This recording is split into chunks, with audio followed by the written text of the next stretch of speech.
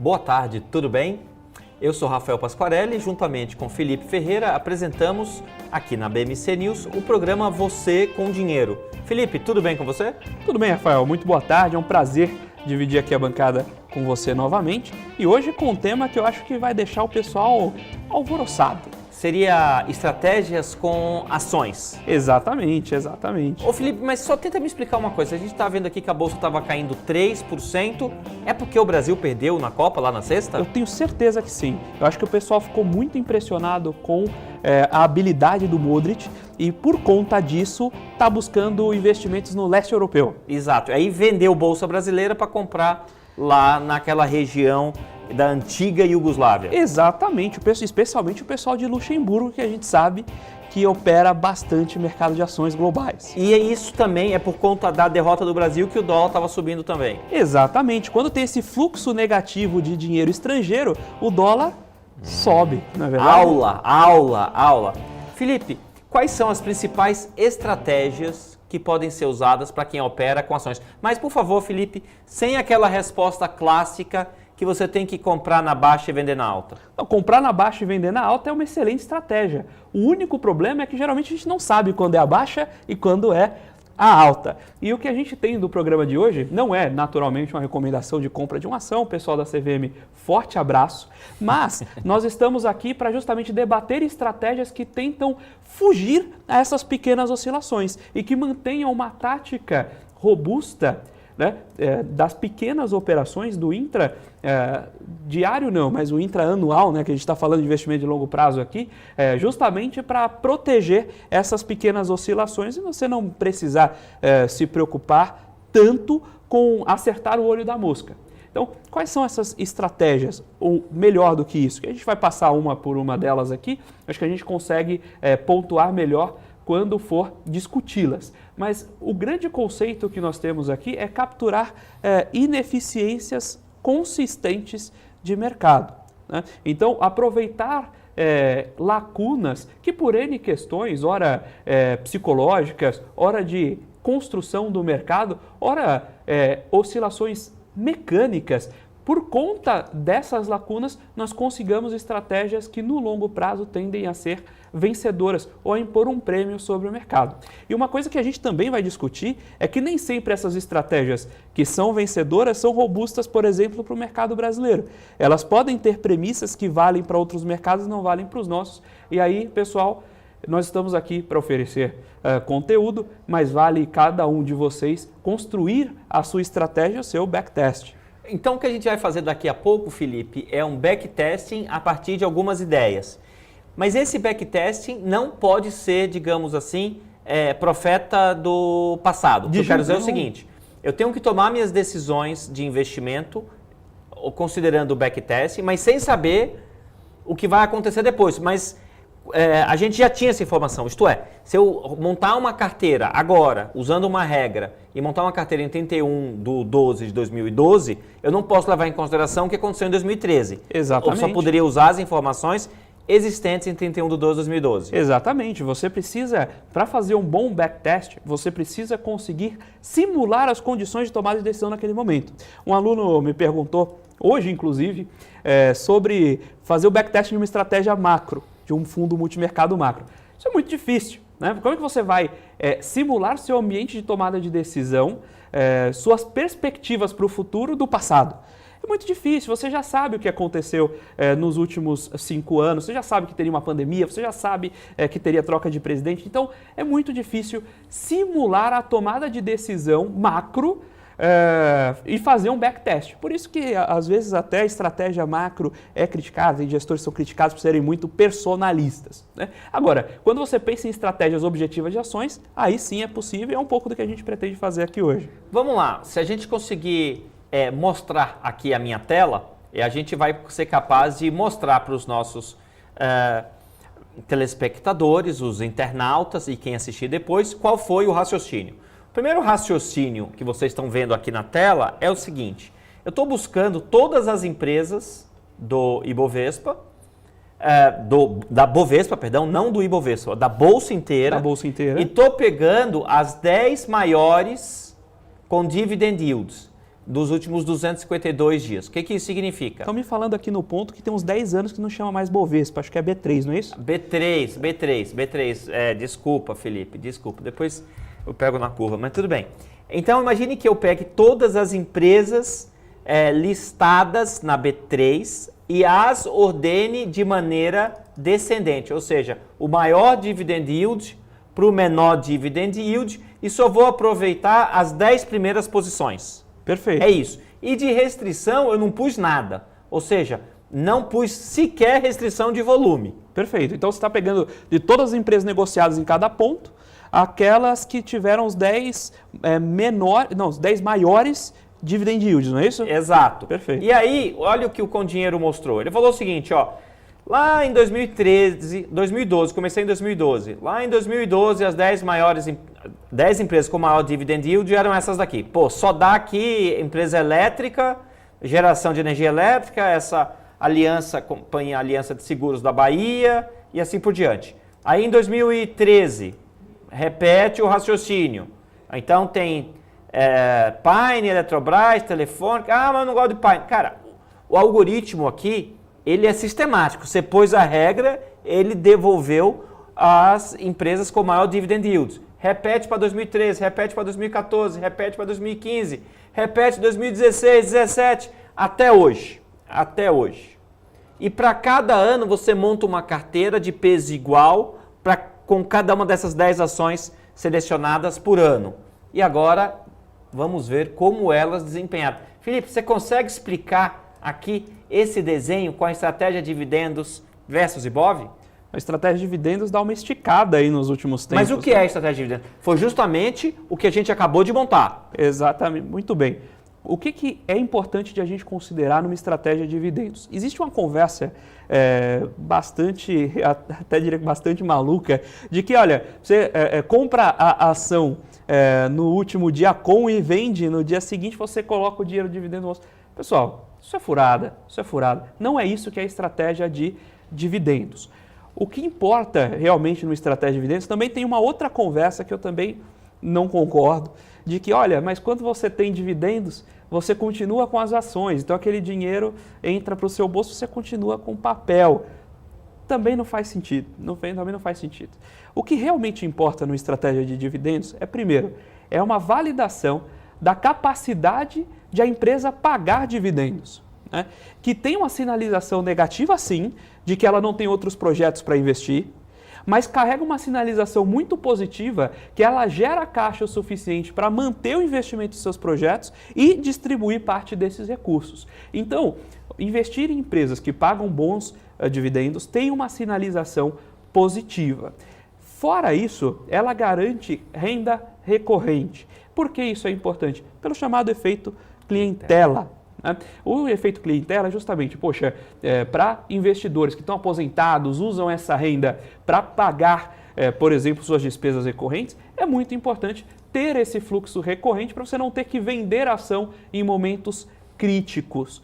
E daí você cria um terceiro efeito, que é a compra mecânica dos papéis quando eles estão na baixa e uma compra menor quando eles estão na alta. Pense o seguinte, se você recebe o mesmo valor de dividendos todos os meses ao longo de vários anos, veja bem, se você pega esse dinheiro do dividendo e reinveste na ação, perceba que mecanicamente você está comprando mais quando ela está barata e comprando menos quando ela está cara. Isso diminui, por exemplo, o efeito de oscilação dos papéis. Quando você monta um índice de dividendos, ele tende a ser um pouco menos volátil que o índice geral, ao mesmo tempo que ele te protege contra a sua própria irracionalidade. Então essas são as vantagens reais de uma estratégia de dividendo. Não caia naquela conversa de que, olha, você vai ganhar dinheiro a mais. Não caia naquela conversa de que, olha, se você não investe em dividendos, o dinheiro some quando você vende os papéis. Isso tudo é falacioso. Agora, existem sim critérios objetivos pelos quais gestores pelo mundo afora investem nesse tipo de estratégia. Existem benefícios e aí você pode ponderar utilizá-los ou não. E na sua simulação aí, Rafael, como é que ficou aí esse descolamento entre Ibov e dividendos? Olha, Felipe, enquanto você estava fazendo o seu discurso teórico, eu estava aqui na prática, simulando no Com Dinheiro, mais outra restrição além daquela que você pôs. Quer dizer, você não pôs restrição nenhuma. Não. Então eu acrescentei na restrição para escolher os papéis que os papéis tinham que ter volume diário acima de 5 milhões. Perfeito. Porque eu estou supondo, vamos supor que o nosso espectador vai querer pôr muitos milhões. Como é que você vai entrar no papel se não tiver uma restrição dessa? Se não tiver uma restrição dessa. Então, o que eu acrescentei? Eu acrescentei a restrição que o volume médio, ou seja, anualmente eu vou escolher os papéis com maior dividend yields. Perfeito. Só que agora eu vou escolher apenas aqueles papéis que tenham mais de 5 milhões, 5E6, notação científica aqui, que equivale a 5 milhões, mais de 5 milhões de volume médio nos últimos 30 dias em cada momento que eu faço a realocação da carteira. Então, comecei a carteira em 2012, 2013, 2014 e assim por diante até 2022. E o Felipe não tinha colocado restrição de volume de papel. Então, poderia entrar lá uns papéis que, na prática, quando você fosse comprar, você ia ter dificuldade porque não ia ter volume. Exato. Beleza. A minha carteira, Felipe, eu confesso que ficou pior que a sua. Então, olhem para isso aqui. A carteira do Felipe é a carteira azul, que rendeu 351%, rendeu 251%. Por que 251? O pessoal deve estar olhando, mas está escrito 351. 351 é o número índice, como se eu partisse de R$100. Ou seja, você investiu R$100 lá há 10 anos, você teria R$351 hoje. Vou mudar aqui para retorno acumulado, para a gente não ter que ficar fazendo esse tipo de raciocínio. Então, agora, partir de retorno acumulado, partir do zero, e agora tem aquele 200, em algum lugar aqui vai ter o 200 não sei quanto. Então, o que acontece? A carteira do Felipe rendeu 240% desde o início, só usando como critério os 10 maiores dividend yields de todos os papéis da B3. Perfeito. A estratégia de dividendos 2 que vocês estão vendo na tela, eu coloquei uma restrição adicional. Só selecione papéis com mais de 5 milhões de reais de volume nos últimos 30 dias. E em verde, esse verde abacate, você está vendo o desempenho do Bovespa. Você compreendeu? Sim. Então, já dá para concluir que essa estratégia de dividendos, pela regra que a gente montou, foi vencedora? Foi sim. Foi sim. Será? É outro problema. Aí, a gente é professor, né, Felipe? A gente não está aqui. Se a gente soubesse fazer tudo direitinho, eu estava fazendo, não estava falando aqui? Exato. Pessoal, se você montar um fundo com investimentos em ações de dividendos, por causa do programa de hoje, e ganhar muito dinheiro com isso, não se esqueça da gente. Não se esqueça da gente. Mas e se der errado, a gente não tem nada a ver com isso, Exatamente. Tá legal? Porque aqui a gente só criou a regra, e a regra, só para vocês perceberem, a gente consegue dizer o seguinte, ó, eu quero repetir 10 anos para trás. Então, começo 2022 e vou retroagindo por 10 anos, deslocando a data de análise de 12 em 12 meses. Então, por exemplo, a primeira data é 9/12. Repito o raciocínio em 9/12 de 2021. 9/12 de 2020, 9/12 de 2019. Tudo automaticamente. Para quê? A gente está querendo validar a tese. Você acha, Felipe, que o pessoal que mexe em fundo sistemático usa, se não com dinheiro, alguma coisa parecida com esse tipo de sistema que a gente está usando? Não, sem dúvidas. Uma coisa que a gente estava conversando no bastidor, não dessa semana passada, justamente que a diferença entre o senso comum e a ciência, né, é justamente que você não busca validar a sua tese, né? Você busca derrubá-la e ver se ela é robusta aos testes que você faz. E o que a gente está fazendo aqui é justamente isso. Então você tenta de maneira cega, ver se um período funcionou, depois você tenta ver se funciona em outros períodos recorrentemente, para ver se ela fica robusta. Ô Felipe, você quando montou esse link aqui para mim, que você mandou para mim, quem montou isso aqui foi o Felipe, não fui eu, você lembrou de não considerar balanços que foram publicados depois da data da análise? Não, aí eu estou considerando sempre o balanço mais recente em cada data. O balanço mais recente em cada data. Exato, então dia 2 de janeiro você está olhando o balanço de 31/12, o que não é perfeito, né? Porque o correto seria você, de fato, considerar apenas as informações disponíveis na época. Dá para fazer isso com dinheiro também, mas eu fui para um caminho mais simples. Mas, ou seja, aqui tem um pouquinho do profeta do passado. Um pouquinho, mas é um pouquinho só. Só um pouquinho. Perdoável, é perdoável. Perdoável. Olha, na minha prova ia tirar uns 4, hein? Mas tudo bem, dessa vez passou. Felizmente não caiu essa questão porque eu fiz sua prova. Felizmente não caiu essa questão.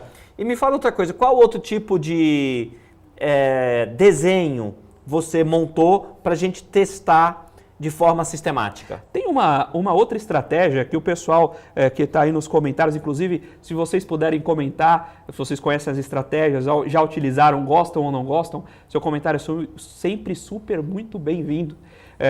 Mas eu acho que o pessoal conhece bem, é a estratégia de value investing, que é encontrar empresas que são consideradas então, vamos pegar o do Felipe baratas. Aqui. Cadê aqui a outra? Então, é a do barato, é o 2 aqui, certo? Exatamente. É o 2, é o value.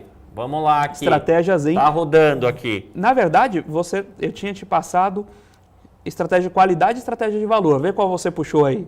Eu acho que eu não puxei nenhuma das duas, você compreendeu? Deixa eu entrar aqui de novo. Fica à vontade, mas... Deixa eu puxar aqui, aí depois vocês publicam para o pessoal não ver aqui que eu estou apanhando aqui no computador. Mas vamos lá. Ok, mas então, a qualidade. Já peguei aqui qualidade. Qual é a ideia do fator de qualidade? Você encontrar empresas que consigam outperformar, né, superar a performance do seu setor. E qual o indicador comumente utilizado para esse tipo de estratégia? O ROE. Você pode usar, a gente está trazendo alguns formatos aqui, mas você pode explorar o conceito a partir de outras variáveis. Então você poderia, a exemplo, utilizar margem líquida, margem bruta, margem EBITDA do setor. Aqui a gente vai usar o ROE justamente para ver as empresas que, dentre as negociadas em bolsa, apresentam um ROE destacado, né? E a ideia é que essas empresas que têm um ROE destacado consigam reinvestir e sejam eficientes na escolha dos seus investimentos recorrentemente. Já tenho aqui os dados. Mostra os dados aí pra gente, pessoal. Coloca aí os dados, Rafael, na tela, que eu estou ansioso. Olha aqui, você está ansioso, mas eu acho que não veio legal esse primeiro pedaço aqui, ó. Porque eu rodei o IBOV. Puxa só para os anos que ele funcionou. Só que ele funcionou. Então é de 2012 até aqui. Qual que é a ideia, então, né? Que você consiga, a partir dessas empresas de melhor qualidade, dessas empresas que conseguem performar melhor Felipe, do que a maioria, você conseguiria uma carteira mais resiliente a crises e, ao mesmo tempo, que no longo prazo apresente uma performance excedente. Vamos lá, o que o Felipe pensou aqui? Porque quem montou isso aqui não fui eu, quem montou é o Felipe, eu só estou mostrando. Para começar, ele só buscou empresas com lucro líquido maior que zero. Justo, porque tem empresa com... Você não tem aquele caso do aluno que você pediu um trabalho de empresas com ROE elevado e o aluno trouxe uma... Eu ia falar o nome da empresa, não vou falar não. Não, mas eu falo, ele pegou a MMX e ela estava com prejuízo, então ela tinha um PL negativo, PL menor que zero, PL passiva descoberto, como queira, e tinha um lucro que era menor que zero. Então menos com menos dá mais, aí o ROE dava maior. Gigantesco. E era o maior ROE da bolsa naquela data, e eu tive que premiar o aluno que trouxe a empresa com o maior ROE. Ele acertou naquilo que eu pedi, mas, sob o ponto de vista prático, foi um desastre a escolha do aluno. Mas tudo bem, ele não teve culpa. Eu que passei a regra para ele e ele trouxe a empresa com o maior ROE. Então, o que vocês estão vendo aqui é a mesma consulta de antes, só que agora a gente está ordenando por ROE maior que zero. Desculpa, ROE decrescente, ou seja, vamos pegar as empresas, todas as empresas estão na bolsa, e ordenar de maneira decrescente por ROE e pegue as 10 primeiras, as 10 empresas com maior ROE. Repita esse raciocínio dos últimos 10 anos. Monte uma série de dados. Foi o que eu fiz aqui. Mas, Felipe, esse aqui bateu na trave, hein? Porque ele ganhou, assim, ganhou nos pênaltis esse aqui, hein? Ganhou nos pênaltis. Ele basicamente empatou com o desempenho do Ibovespa nesse período. O que a gente consegue, inclusive, ver é que ele teve um bom período andando de lado ali, né? Ele teve embora o resultado no prazo fechado tenha sido semelhante, o comportamento dos dois índices foi diferente. E a gente poderia aproveitar essa janela também para criar algumas outras hipóteses de quando uma estratégia funciona bem ou não. Agora, toda a estratégia vai funcionar sempre, né? Não, até porque se fosse assim, não existiria caçador de alfa, você simplesmente aplica uma estratégia e fica, né? O que de fato a gente tem são hipóteses que funcionam e algumas delas funcionam ou por um período específico ou em uma situação específica. Eu acho que você tem também, mas você pode até aproveitar sua tela atual com o dinheiro, a gente tem os índices da B3 também, e você pode colocar IBOV contra Small Caps. Rafael, o que a teoria... SMLL, é isso? SMLL contra IBOV. Rafael, o que a teoria diz entre empresas pequenas e grandes na Bolsa? A gente deveria ter uma taxa de desconto para as empresas menores maior. Logo, eu esperaria um retorno maior. Agora, se isso vai acontecer ou não, são outros 500. exatamente. O que acontece aí na sua análise? Na minha análise aqui, o small, ele deixou a desejar. Deixou a desejar. Na janela que a gente está estudando. Mas você consegue simular várias janelas, né? E mesmo pelo comportamento do gráfico, você consegue ter uma perspectiva de se esse comportamento foi pontual, como a gente viu no gráfico anterior, né? Que a performance da estratégia de qualidade ela foi flat por muito tempo e despontou nos tempos recentes. Quando você vê esse gráfico, eles têm comportamentos muito parecidos, né? O que eu estou vendo aqui, Felipe, é que o small começou muito mal, depois ele melhorou pra caramba e depois devolveu tudo. Ou seja, a gente aparentemente tem uma oscilação até um pouco maior, acho que depois a gente poderia brincar um pouco com o gráfico de dispersão, risco e retorno também, mas essencialmente não dá para cravar como era o esperado numa janela substancial, 10 anos, que o papel menor, né, o papel de small cap, teve uma performance excedente, que é o previsto pelo estudo de Fama-Friend, não é isso? Estudo de 3 fatores de Fama-Friend, é isso? 3 fatores de Fama-Friend. Mas, Felipe, estão me pedindo aqui para eu entrar no comercial, mas você quer ou não quer que eu coloque aqui o CDI aqui nessa comparação ou deixa para lá? Não vamos fazer uma coisa dessa, Rafael. Nós estamos aqui falando de estratégia de ações hoje, não vamos machucar as estratégias de ações, batendo inclusive no CAPM. Né? Vamos fazer o seguinte, vamos fazer o intervalo e na volta eu prometo rapidinho mostrar aqui o CDI, enquanto o Felipe estiver olhando ali para a esquerda, eu mostro o CDI frente a essas estratégias. Até daqui a pouco.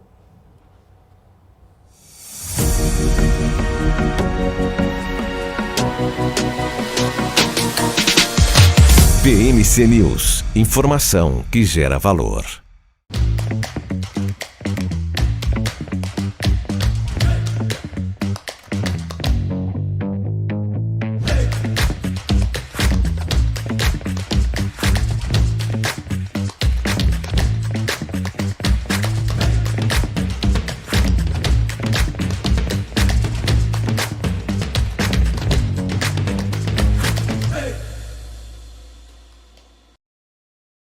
As empresas que fazem parte do seu dia a dia estão em uma das maiores bolsas do mundo, a Nasdaq. E a boa notícia é que você pode investir nessas empresas diretamente pela Avenue, sua corretora nos Estados Unidos. Com os dados das ações dos Estados Unidos fornecidos pela Nasdaq em tempo real, o cliente Avenue pode acessar diretamente as maiores bolsas do mercado americano. Entre neste mercado de tecnologia e inovação. Acesse avenue.com.br/Nasdaq e seja bem-vindo ao mercado global.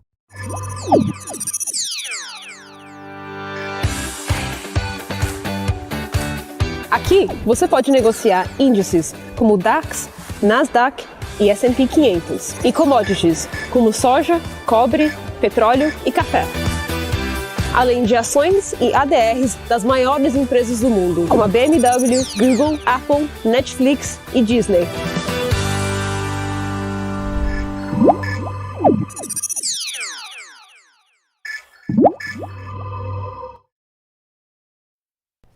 Estamos de volta aqui no programa da BMC News, o programa Você com Dinheiro, e eu estou tendo aqui um bate-papo, como de costume, com o Felipe Ferreira, meu companheiro de bancada de longa data.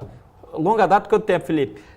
Que a gente se conhece por motivos aleatórios. Acadêmicos? Não tão aleatórios, acadêmicos, né? Exatamente. A gente se conhece pelo menos uns 12, 13 anos. 12, 13 anos. Tem 10 anos que a gente trabalha junto. Exato. E aí o Felipe está aqui como colega de bancada, e ele que preparou esses estudos, não fui eu estou apenas apresentando. E um estudo que ele fez aqui, interessantíssimo, é usando Factor Investing, que também é um dos métodos quantitativos que você usa para escolher ações sem o dedo do gestor, no seguinte sentido: imagina você ter um fundo de ações que o gestor escolhe as ações por aquilo que ele acha. Então, se hoje ele não acordou bem, isso vai impactar a decisão dele. Outro dia ele está muito feliz, também vai impactar a decisão dele. O que a gente está montando é como escolher ações a partir de regras. E a partir dessas regras, o próprio computador, o próprio sistema, escolhe os papéis, monta a carteira e você consegue fazer o backtest. E uma das vantagens é justamente você conseguir replicar a estratégia. É diferente, você não consegue replicar a sua estratégia de opinião do dia, né? Mas você consegue replicar essas estratégias com travas quantitativas. E a gente está fazendo aqui um backtesting de 10 anos. E vamos ver quais foram os filtros que o Dr. Felipe montou. Felipe, eu estou olhando aqui que você diz, só me traga empresas com lucro maior que zero. Certo. Tá bom, eu não sei porque que você pôs que o preço é maior que zero. Ah, é só para dizer que tem preço. Exato, olha só. É só para dizer que tem preço. Ah, entendi. Porque no dia eu vou escolher um papel que ele não tem preço, provavelmente não tem liquidez, então com isso você deu essa... Agora você acha que eu pensei nisso de primeiro ou você acha que eu tentei sem o filtro e não deu certo? Provavelmente você fez sem esse preço maior que zero, e aí você deve ter encontrado ativos não investíveis. Aí falou, aí eu preciso mudar. Pessoal, isso aqui é igual àquele bolo que aquela avó do seu amigo faz. Tem lá um temperinho que se você fizer exatamente como ela disse, não vai funcionar porque o segredo ela não conta. Aqui a gente está colocando as principais regras. E agora, como é que eu ordenei isso? Eu ordenei pelo índice preço-lucro. Então, eu estou pegando o seguinte, índice preço-lucro ascendente, é isso?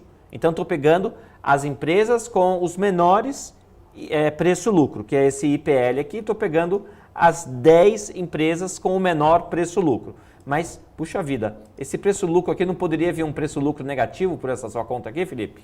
O lucro tem que ser positivo, certo? Se o lucro é positivo, você tem razão. Se o lucro é positivo, só vai vir índice preço-lucro Naturalmente eu pensei nisso de primeira. Nunca primeira. Cometeria esse erro. Esse equívoco. E que rufem os tambores. Olhem o resultado dessa estratégia. Essa é uma estratégia o quê, Felipe? É de momentum? É de que isso aqui, essa estratégia que você usou? Usualmente, esse tipo de estratégia é atribuído à caderneta do Value Investing, ou seja, buscar empresas que estão baratas a partir de indicadores fundamentalistas, né? Naturalmente, você tem outras versões, você pode usar EV/EBITDA, né, desconsiderar um pouco a alavancagem da empresa, você pode compor indicadores, mas para o nosso experimento aqui eu trouxe o índice preço-lucro, que para o investidor comum é o que deve pesar mais. Ou seja, em 10 anos, eu estou fazendo aqui uma análise de... Não está 10 anos aqui não, peraí. Isso aqui, vamos ver. Acho que está 5 anos, até está 5 anos. Vamos fazer 10... Não sei, não vale passar uma janela sob medida aqui. Não, mas acho que para períodos mais longos, por causa do índice preço-lucro, você pode ter algum ruído. Tá, deixa quantos anos aqui então? Aí deve ter 3 anos, tenta 5 anos. Ah, não, aqui já está, aqui está... Está 5 anos? Peraí, deixa eu ver aqui. Não, aqui está 3 anos. Puxa para 5 anos. Então vamos puxar para 5 anos e ver como é. Também não vale montar uma janela que a sua tese dá certo, né? Não, isso aí não vale. Aí isso aí é... Bom, mudamos a janela e qual a performance agora? Ficou... Ou seja, nesses 5 anos a Bolsa subiu 54% e essa estratégia subiu 316%.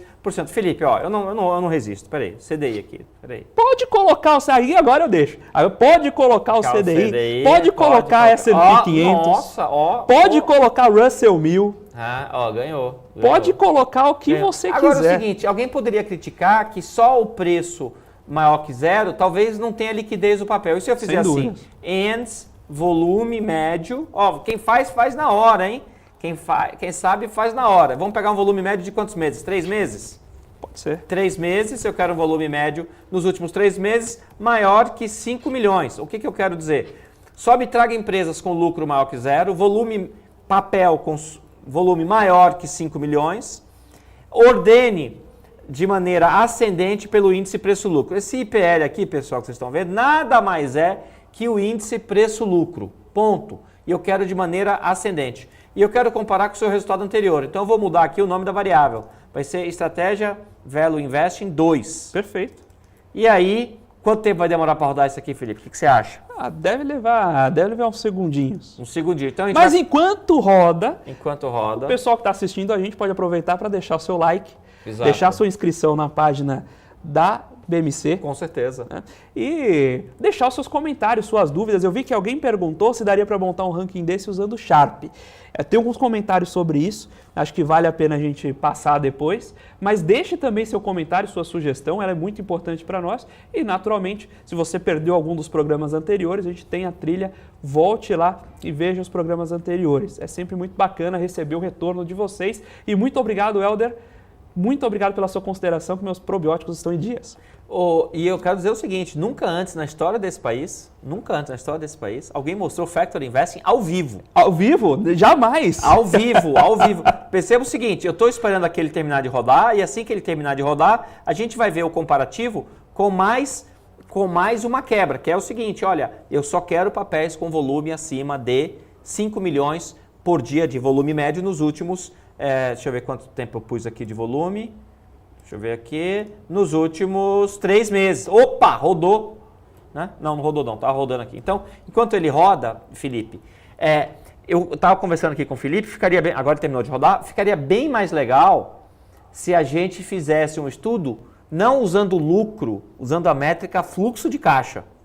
Podemos fazer também. Sabe que não sei se Olha o José que Elias, legal não sei se isso você aqui, está ó. assistindo a gente. José Elias, forte abraço lá, professor da UFES, Federal do Espírito Santo.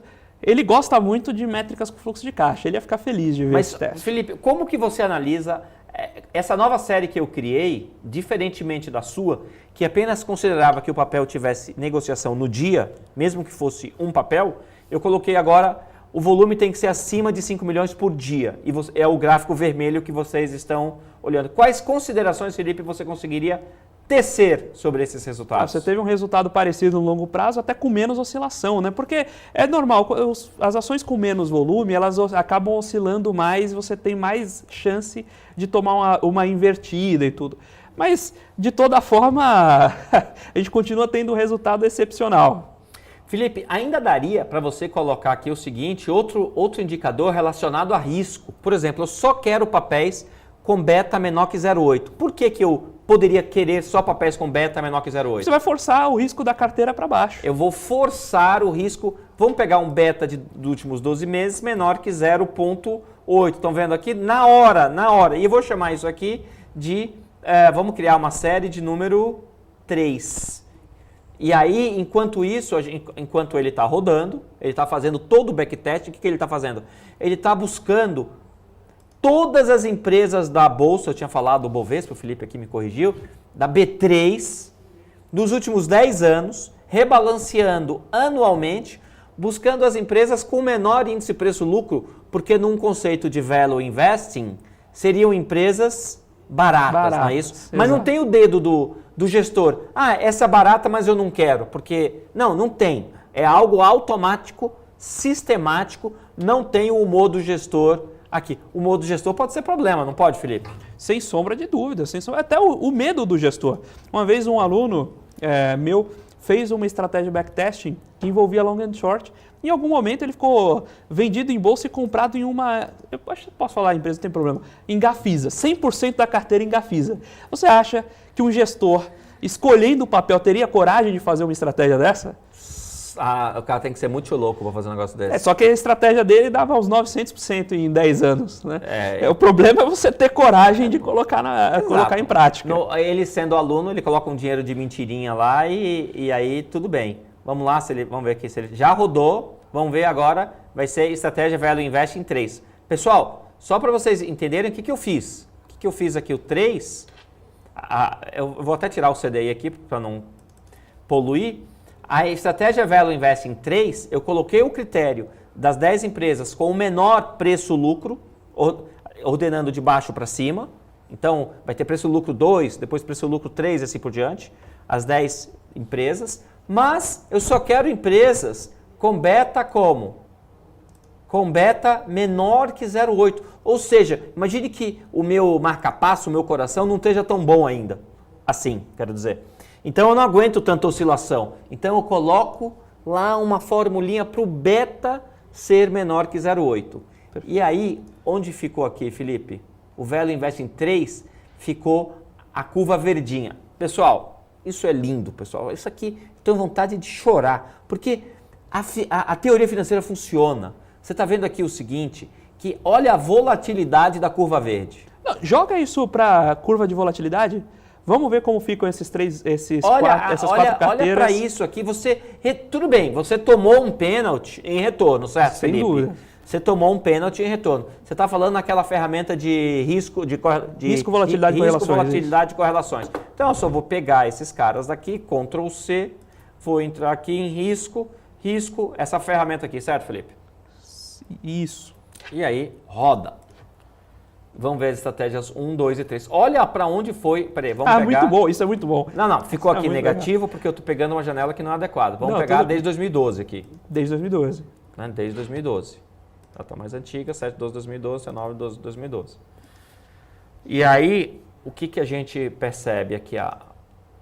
É que tem um cara aqui muito mais arriscado, né? Que é a estratégia que inclui todo mundo. Que inclui todo mundo. Deixa eu tirar esse cara, que essa aqui é a estratégia da vida louca, certo? Certo. Essa aqui é a estratégia da vida louca.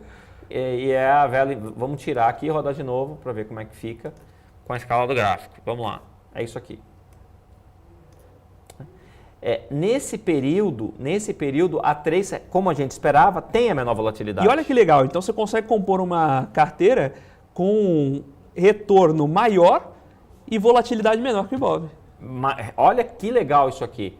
Você montou uma carteira, que é essa 2 aqui, que é a estratégia de Value Investing 3, com uma volatilidade. Tá vendo? A volatilidade, para quem estiver nos acompanhando, você lê no eixo horizontal.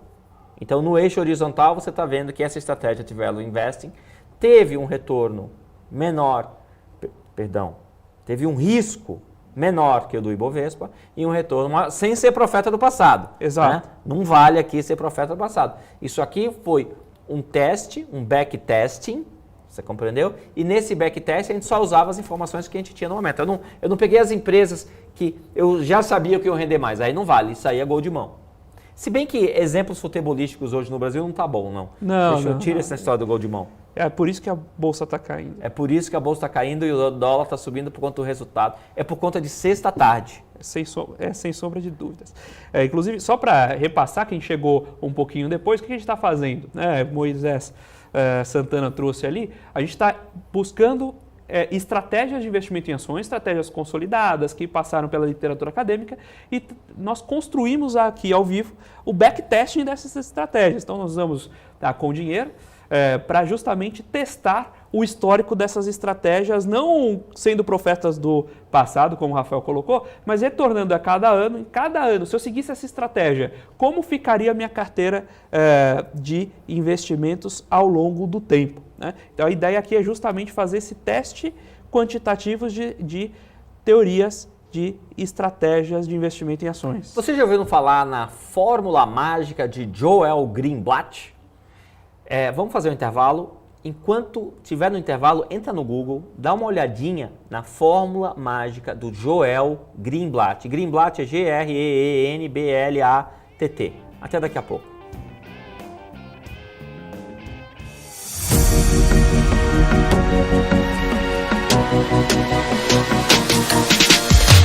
PMC News. Informação que gera valor.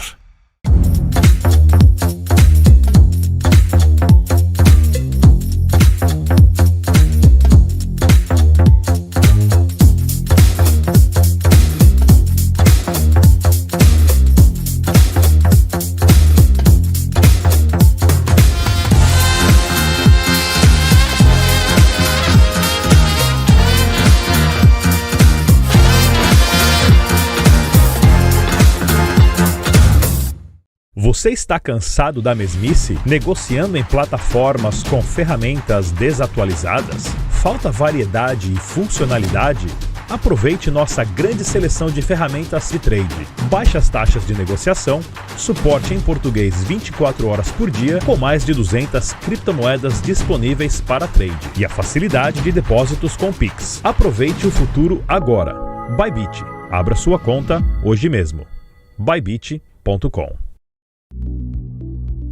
Fala time, tudo bem? Eu sou o Rafael Mazelli e eu apresento aqui o A Hora do Trader direto na BMC News. Com o apoio da Bybit, de segunda a sexta, a partir das 8 horas, eu falo tudo sobre o mercado de criptomoedas e também faço muita operação aqui. A gente analisa todo o cenário do mercado, analisa os gráficos e, é claro, não deixa nenhuma oportunidade para trás. Então, se você ainda não conhece a Hora do Trader, não esquece de me acompanhar aqui na BMC todos os dias, de segunda a sexta, a partir das 8 horas. Te vejo lá.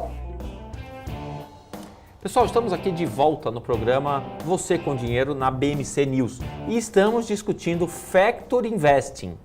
Factor Investing é uma das fronteiras do conhecimento em investimentos. Você pode ver que tem muitos fundos utilizando essa técnica, e eles, fundos multimercado ou fundos de ações, e que eles estão tendo um desempenho muito bom. E é algo que já existe nos mercados mais desenvolvidos há muito tempo. E é só agora no Brasil, poucos anos, esse tipo de técnica está sendo usada. Que me perdoem os gestores de fundos, mas se você também conseguiria montar esse tipo de estratégia. Eu, sinceramente, acho melhor você escolher um fundo que faça isso. Porque o fundo tem vantagens tributárias que você, montando uma carteira administrada, não terá. Mas, Felipe, você já está encontrando mais ou menos artigos acadêmicos brasileiros falando de Factor Investing? Brasileiros, aí eu tenho que levantar uma bola de que, infelizmente, a gente tem poucos artigos brasileiros na área de fundos de investimentos, nós temos poucos pesquisadores se dedicando a isso, mas o que a gente está vendo desde o começo dos anos 90, né? Acho que aquele artigo do Sharpe, que inclusive foi pelo qual ele ganhou o prêmio, não o que deu o nome ao indicador, né? Desde o começo dos anos 90 a gente tem visto a busca por padrões sistemáticos de performance, né? E hoje, este ano, inclusive, pela primeira vez no mercado americano, os fundos passivos superaram em alocação os fundos ativos. Mas Factor Investing não é fundo, não quer dizer que o fundo seja passivo, certo, Felipe? Aí a gente tem que criticar um pouco a definição do que é ativo e passivo. Por quê? O Factor Investing, querendo ou não, você aloca de maneira, entre aspas, passiva em uma determinada estratégia que não necessariamente é um índice. Então não seria necessariamente um ETF, mas você pode considerar sim que é uma estratégia não ativa. Você não é Alpha Hunter quando você está usando uma estratégia de Factor Investing. Entendi. Aliás, se um dia eu tivesse um fundo, que eu sou professor, nunca vou ter, eu gostaria desse nome, Alpha Hunter. Olha, pessoal, você está procurando um nome para um fundo que você vai montar, um fundo exclusivo seu, Alpha Hunter. Esse nome é bem legal. Falando em nome de fundo, Rafael, a gente não tinha aquela história de trazer um nome de fundo diferente a cada programa, não? Eu tenho um fundo aqui que o nome é curioso. Assim, não é engraçado, é só curioso. O nome do fundo é João de Barro Multimercado. João de Barro, já vi esse fundo. Vamos lá. E o seu, Felipe? Eu tenho um fundo aqui. Geralmente, quanto mais alto o número do CNPJ, isso não é uma regra precisa, mas quanto mais alto o número do CNPJ, mais novo ele é. E eu tenho um fundo aqui cujo CNPJ começa com 41. Então, me parece que é um fundo novo. Eu cheguei a ver a data de constituição dele. O nome dele é Fundo de Investimento em Cotas de Fundo de Investimento Multimercado Croácia. Croácia, não, Felipe. Eu espero que esse fundo não tenha sido criado hoje, você entendeu? Entendi, Felipe, entendi. Pessoal, hoje nós encerramos por aqui o nosso programa Você com Dinheiro. Falamos de Factor Investing. Felipe, eu acho que daria para a gente falar um pouco mais sobre esse tema amanhã. O que você acha? Eu acho que sim. A gente pode conversar um pouco mais sobre isso, mas o importante é que vocês tenham gostado, vocês participem conosco, tragam suas sugestões, tragam suas considerações e deixem naturalmente seu like e sua inscrição no canal da BMC News. Pessoal, foi um prazer estar aqui com vocês hoje. Até amanhã no programa, com o programa Você com Dinheiro aqui na BMC News. Até amanhã. Até.